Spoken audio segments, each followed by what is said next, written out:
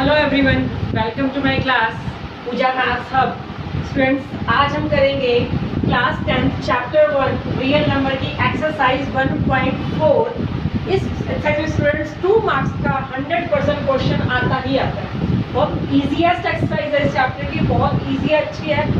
और स्टूडेंट्स, इसके लिए हमारा सबसे पहले हमारा जो कंसेप्ट है, पहले हम कंसेप्ट समझेंगे, फिर हम क्वेश्चन पे जाएंगे।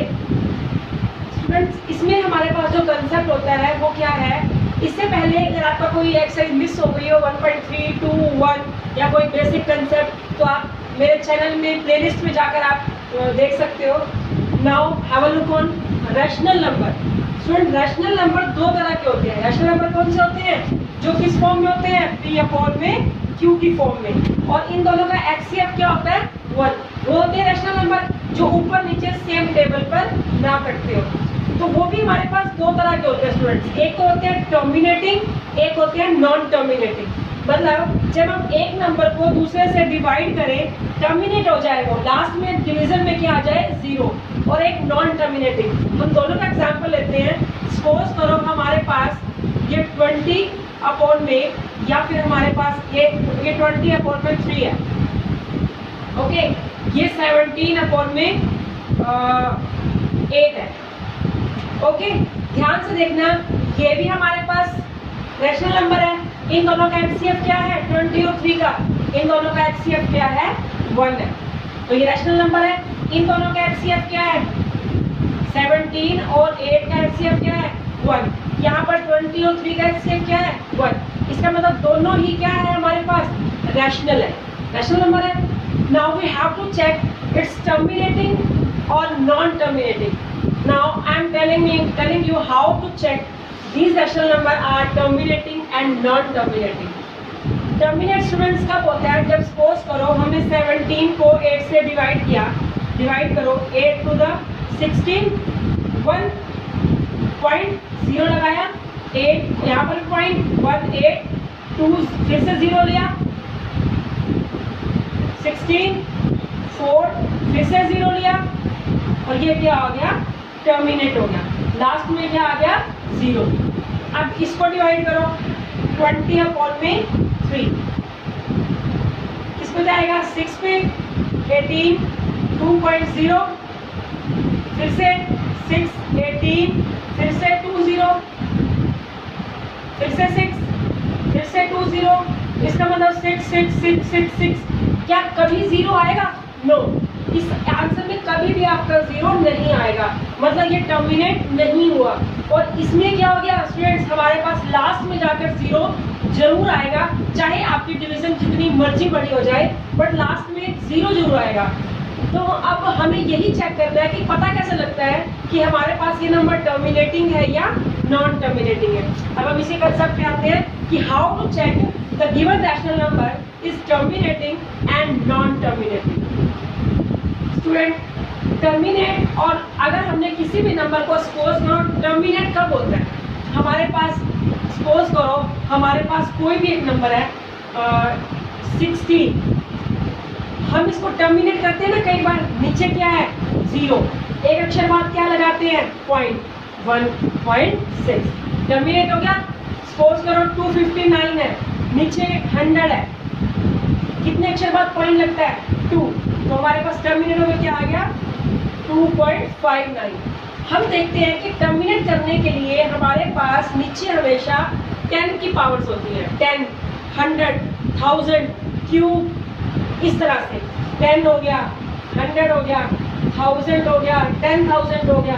तो ये सारे जिसके नीचे होते हैं, जब डिनोमिनेटर में इनके टर्म्स हो, 100 के मल्टीपल्स हो, 10 के मल्टीपल्स हो, तो वो क्या होता है? टर्मिनेट। अब पता कैसे लगता है कि 10 आएगा या नहीं? 10 के फैक्टर क्या है? 2 × 5। तो 100 के फैक्टर क्या है? 2 × 5 × 5। 1000 के फैक्टर क्या है स्टूडेंट्स? 2 × 5 × 5 × so 5 × 2। ओके, देखो 10 के फैक्टर में भी 2 और 5 है, 100 के फैक्टर में भी 2 और 5 है, 1000 के फैक्टर में भी 2 और 5 है। ऐसे 10 और 10,000 के बीच में भी क्या होगा? 2 और 5 के फैक्टर होंगे। इसका मतलब क्या है? यहाँ से हमने देखा कि अगर रिमाइंडर में नीचे 2 और 5 के फैक्टर होंगे, मल्टीपल होंगे, तो हमारा वो क्या हो जाता है, टर्मिनेट। ओके, तो इसका मतलब क्या है कि अगर P अपॉन में Q है, इफ Q जो है किसके इक्वल होगा, 2 और 5 के फैक्टर मल्टीपल अगर होंगे, 2 raise to power m and 5 raise to power n, means जो m है और n है वो ग्रेटर देन 0 होंगे। ठीक है, मतलब कोई भी पॉजिटिव नंबर हो सकता है, 2 भी कितनी बार आ सकता है, 5 भी कितनी बार आ सकता है, लेकिन जो रिमाइंडर है उसमें सिर्फ 2 और 5 के फैक्टर होंगे, तो वो नंबर हमारे पास क्या होगा, टर्मिनेटिंग नंबर। तो how to check a given rational number is terminating, हमें नीचे वाले Q के फैक्टर बनाने हैं, तो 2 और 5 अगर मल्टीपल्स होंगे, अगर हमारे पास सिर्फ 2 और 5 के मल्टीपल है तो वो क्या होगा, टर्मिनेटिंग। और अगर ये इसका अपोजिट है, 2 और 5 के साथ सपोज करो हमारे पास नीचे आ गया 17 अपॉन में 30 के फैक्टर बनाए, क्या आएगा, 15, 5, 3। अब देखो नीचे 2 भी आ गया, 5 भी आ गया, और साथ में 3 आ गया, वो नहीं आना चाहिए, इसका मतलब ये हमारा क्या हो गया, नॉन टर्मिनेटिंग। तो नीचे वाले के फैक्टर बनाने हैं, फिर अगर वो उसमें हमारे पास 2 और 5 के मल्टीपल नहीं है तो वो नॉन टर्मिनेटिंग हो गया। स्टूडेंट्स, हमारे पास क्वेश्चन नंबर 1 है, without actually performing long division, हमें लॉन्ग डिवीजन नहीं करनी है और हमें ये बताना है state pattern given rational number, ये सभी रैशनल नंबर हैं, चेक करने हैं कि टर्मिनेटिंग है या नॉन टर्मिनेटिंग है। Write down the decimal expansion, ये मैंने ऐड कर दिया है सेकंड क्वेश्चन का। फर्स्ट क्वेश्चन में क्या है, सिर्फ चेक करना है कि टर्मिनेटिंग है या नॉन टर्मिनेटिंग है, क्वेश्चन नंबर 1 में, और क्वेश्चन नंबर 2 भी साथ में करवा रही हूँ। उसमें क्या है, अगर तो टर्मिनेटिंग है तो आप उसकी डेसिमल एक्सपेंशन भी करोगे। तो हम चेक करते हैं फर्स्ट क्वेश्चन क्या है, हम चेक करेंगे कि क्या ये टर्मिनेटिंग है या नॉन टर्मिनेटिंग। चेक करते हैं स्टूडेंट्स, क्या है, 31 अपॉन में 3125। Now we will make the factors of the reminder for reminder. क्या आएगा, किस पे जाएगा, ये 2 पे तो जा नहीं सकता, 3 पे देखो, 3 1 4 4 2 6 11, नो 5 पे जाएगा, 6 5 2 5, again 1 5, again 5, again 5, again 5। Students, now Q जो है हमारा 3125 is in form of 2 raised to power m and 5 raised to power n में होना चाहिए। Q जो है must be informed 2 raised to power n and 5 raised to power n। हमारा जो नीचे वाला फैक्टर है 2 और 5 के मल्टीपल्स होने चाहिए। अब इसमें 2 तो कहीं है नहीं, तो इट्स ओके।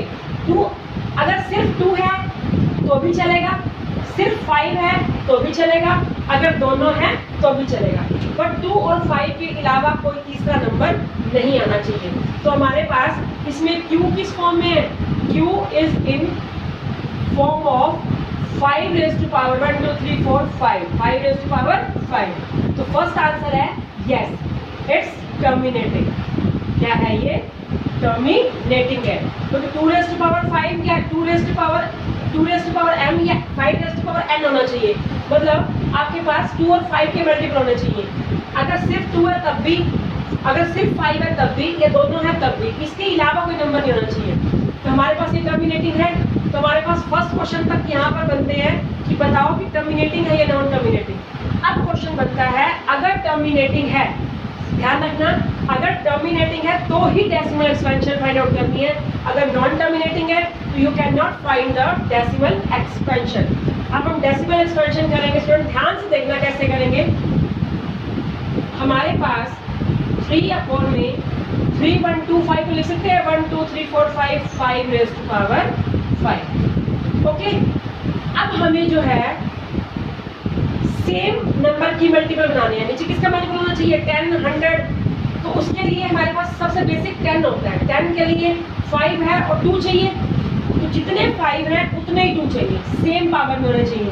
अगर 5 रेज़ टू पावर 5 है तो 2 रेज़ टू पावर 5 भी चाहिए, तो 2 रेज़ टू पावर 5 से मल्टीप्लाई कर दो और 2 रेज़ टू पावर 5 से डिवाइड कर दो। ओके, ऊपर क्या आ गया 31 मल्टीप्लाई में 2 raise to power 5 32 2 into 2 into 2 into 2 और नीचे देखो बेस डिफरेंट है, बेस डिफरेंट है, पावर सेम है, तो बेस मल्टीप्लाई हो जाएंगे 2 इंटू 5 10 रेज़ टू पावर 5।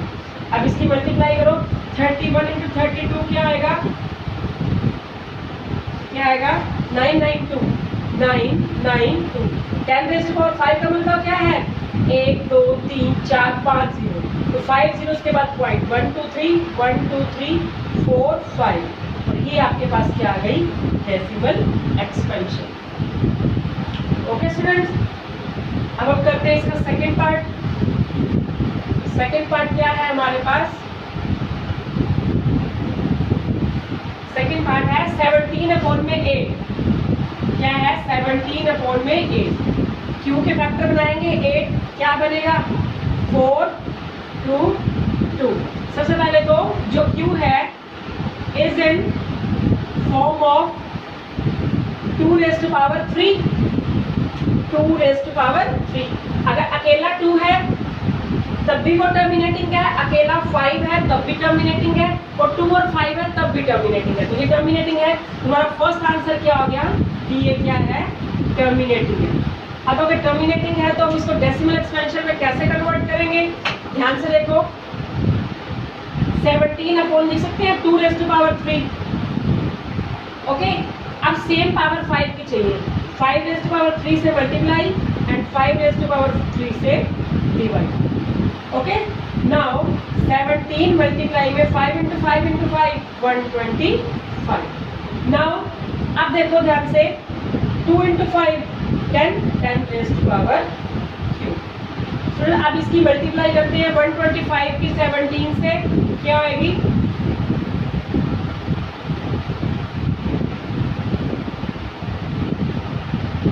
ये आपके पास आ जाएगा 5 2 11 2 1 2 5 10 रेज़ टू पावर 3 मतलब 1000 1 2 3 1 2 3, ये हमारे पास यहाँ पर डेसिमल एक्सपेंशन। ठीक है, आपके 2 पार्ट हो गए। अभी हम नेक्स्ट लेक्चर में मैं आपको इसके नेक्स्ट पार्ट कराऊंगी। Thank you so much.